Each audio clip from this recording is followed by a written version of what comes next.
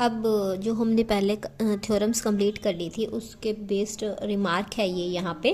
क्या है आपका फर्स्ट पॉइंट, अगर वेक्टर जो f है आपका वो क्या है, कांस्टेंट है, तो उसका जो डेरिवेटिव होगा वो किसके इक्वल हो जाएगा, ज़ीरो के इक्वल। हमें पता है नॉर्मल हमारे डेरिवेटिव के रूल्स हैं ये, अगर फंक्शन कांस्टेंट है तो उसका डेरिवेटिव ऑब्वियसली क्या होगा, ज़ीरो के इक्वल होगा।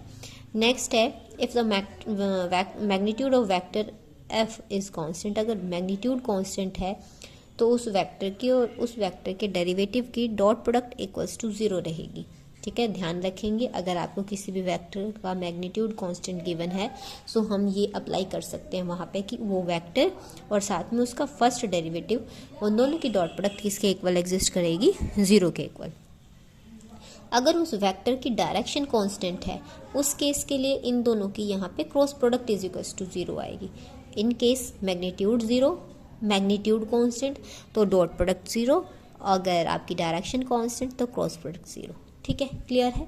उसके बाद हमारे पास फर्स्ट एग्जांपल है, किस तरह से गिवन है, यहाँ पे हमें फाइंड आउट करना है dr/dt and first derivative r का सेकंड डेरिवेटिव, इन दोनों का मॉडुलस, जहाँ पे r गिवन है आपको 1 minus cos t i cap plus t minus sine t j cap.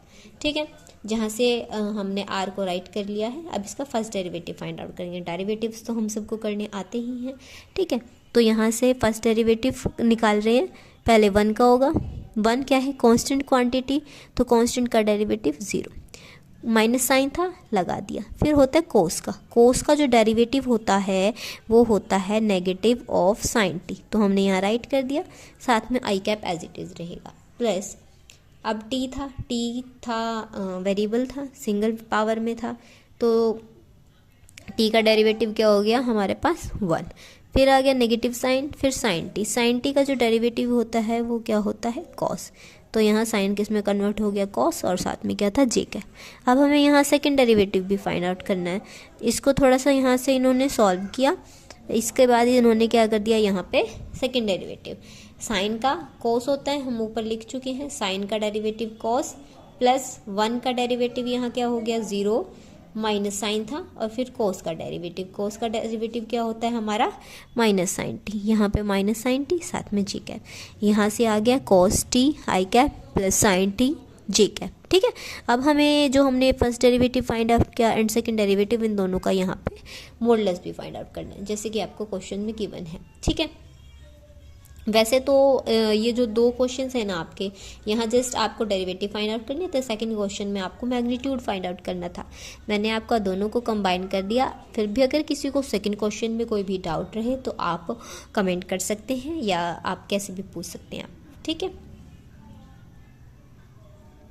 तो यहाँ पे क्या होगा, इसका मॉडुलस फाइंड आउट करेंगे तो किस तरह से रहेगा, यहाँ से अंडर रूट में जाएगी वैल्यू। ठीक है, अंडर रूट में तो फर्स्ट जो आई कैप का जो एलिमेंट रहेगा उसका स्क्वायर, प्लस में जे कैप के साथ जो एलिमेंट होता है उसका स्क्वायर, ये एज इट इज़। इसका स्क्वायर का फॉर्मूला ओपन कर दिया हमने, क्योंकि यह A minus B whole square, A square plus B square minus 2ab, यही हमने यहाँ अप्लाई किया है।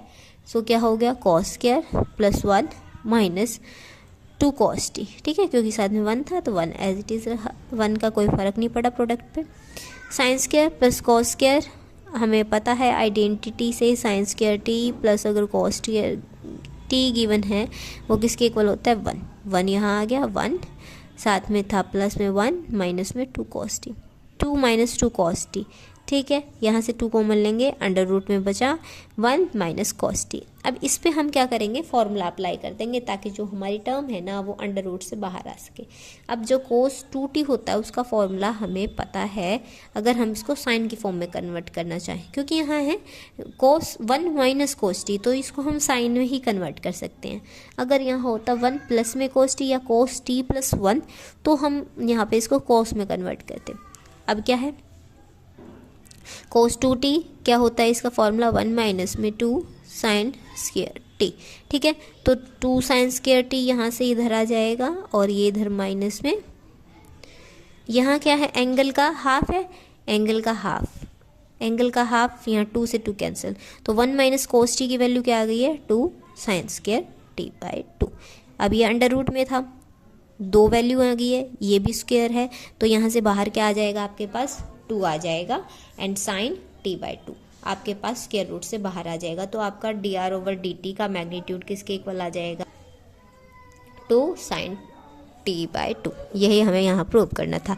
अब इसके बाद क्या था हमारा, इसके सेकंड डेरिवेटिव का मैग्नीट्यूड। वहाँ से हमारे पास इक्वेशन आई थी cos t i cap plus में sin t j कैप, ठीक है। तो यहाँ पे क्या रहेगा, अंडर रूट फर्स्ट एलिमेंट का स्क्वायर प्लस में सेकंड एलिमेंट के स्क्वायर, और हमें अब ये आइडेंटिटी पता है कि जो साइन स्क्वायर प्लस में कॉस स्क्वायर होता है वो किसके इक्वल होता है, 1।